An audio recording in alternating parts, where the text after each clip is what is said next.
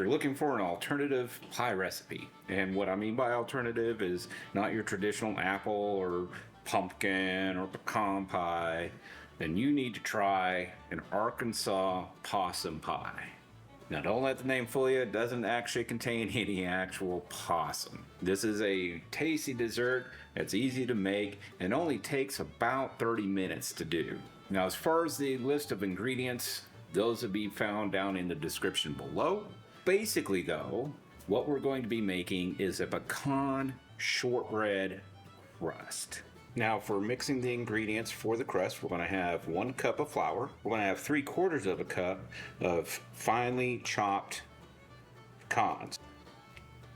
Then we're going to add a 1/4 cup of brown sugar, and then 1/2 cup or 1 stick of melted butter. Make sure it's just melted, not cooked and boiled and whatnot. It's just melted. And then we're just going to mix this all together. And this is going to give us the base for our dough. Make sure it's all good mixed together. We want everything all good and incorporated. Then what we want to do is we're going to take our pie pan. This is just a disposable aluminum pie pan. It is a 9-inch pie pan.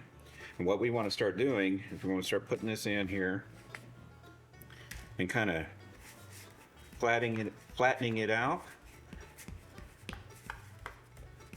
And then we're going to basically build this all the way up to the edge here. Get your hands in there if you have to.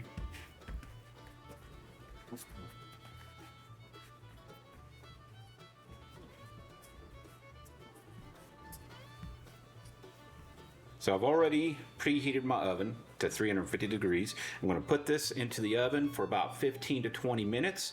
What I'm looking for is the edges to start turning brown.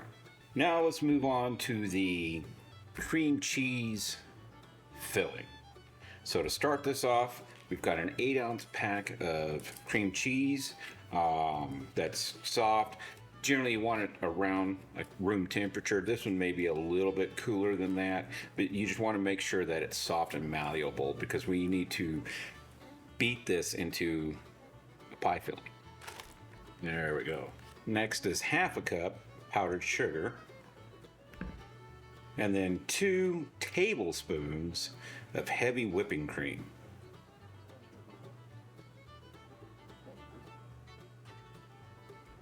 And then we're just going to beat these together. Now, if you have a stand mixer, obviously you can use that.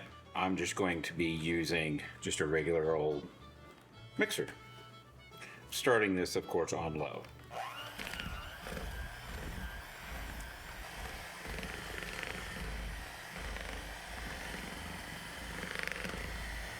And there you have that. Now this, of course, is going to go into the pie crust once it's cooled off. So in the meantime, we're just going to go ahead, put this in the fridge just to keep it cool. And we're going to clean off our beaters here. So the cream cheese filling is now done, and we've got that in the fridge staying cool. The pie is now actually done as well. We've just taken that out of the oven. The edges were starting to brown, and now that needs to cool as well. And you want that pie crust to be completely cooled before you start adding the pie filling. So while that's cooling and we're keeping the cream cheese filling cooled, let's go ahead and let's make the chocolate pie filling portion of this dessert. Now for this, I'm just using instant pudding / pie filling. This one's just chocolate.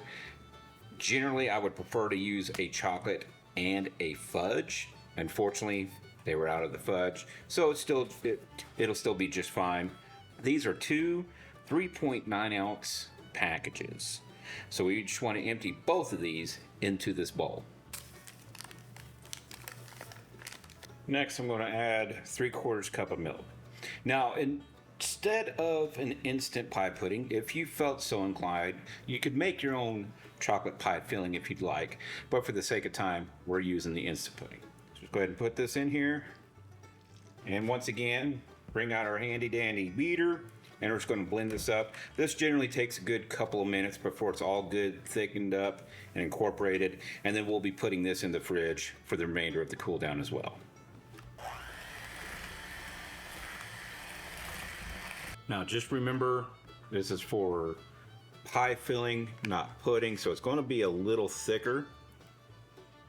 So just keep that in mind in case you have any issues with the mixing process here. As you can see, this was not cooperating quite as well as I would have preferred, but got the job done. So let's put this in the fridge, keep this cool for now. And for our last piece to the pie here is going to be the whipped topping. So we've got half a cup of heavy whipping cream, and then 2 tablespoons of powdered sugar. Now I happen to have this little whisk attachment to my beater. If you don't, all we're trying to do is beat this until you start having little wisps peak. That's when you know that the topping is done. Now as this continues, you'll notice that your little mixture is starting to kind of grow, I guess you could say, as the air gets incorporated into it and begins to thicken up into an actual, what looks like a whipped topping. And you'll notice it starts building up these little wisps. That's when you know you're done. So, in the meantime, let's put this in the fridge and let's continue letting the crust cool down. All right, so our pie crust is completely cooled off now. So now let's add all of the filling. We're going to start with the cream cheese. So now that this is all pretty well spread out, I'm going to wash this off real quick, get our chocolate pie filling. I'm going to put this all on top here.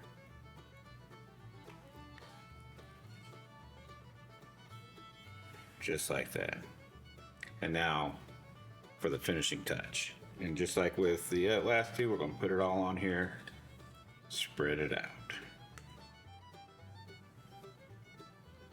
And for just a little embellishment, we're going to throw some pecans right on top here.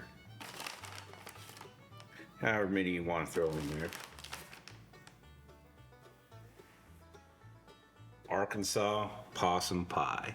Now the last bit of this is the part that you're not going to like, which is you have to let this set up in the fridge for at least 4 hours. You want everything to kind of set. That way when you cut into it, it all stays together.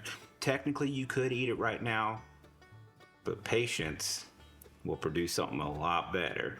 So throw this in the fridge for about 4 hours to set, and then you're good to go.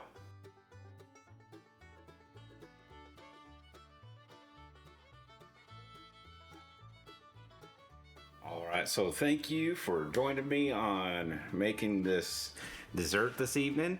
And thank you for all your support and following us on our journey. And, well, just overall, thank you.